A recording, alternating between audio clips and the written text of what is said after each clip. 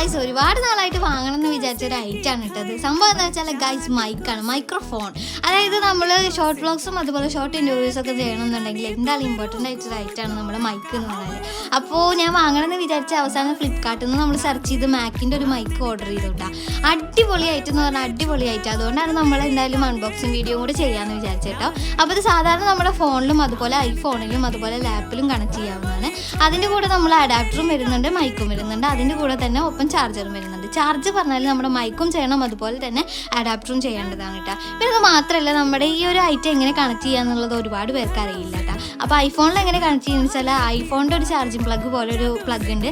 അത് നമ്മുടെ ഈ നീണ്ടിട്ടുള്ള അഡാപ്റ്ററായിട്ട് കണക്ട് ചെയ്തിട്ട് ഫോണിൽ കുത്തുക. അതിനുശേഷം നമ്മൾ മൈക്ക് ഓൺ ചെയ്താൽ മതി. പവർ ബട്ടൺ പ്രസ് ചെയ്ത് പിടിച്ചതിന് ശേഷം ഒരു ലൈറ്റ് വരും. അപ്പോൾ നമുക്ക് വീഡിയോ എടുക്കാവുന്നതാണ്. അപ്പോൾ അത്രയുള്ള ഗായ്സ്. അപ്പോൾ എന്തായാലും അടുത്തൊരു വീഡിയോയിൽ കാണുമ്പോൾ ടാറ്റാ.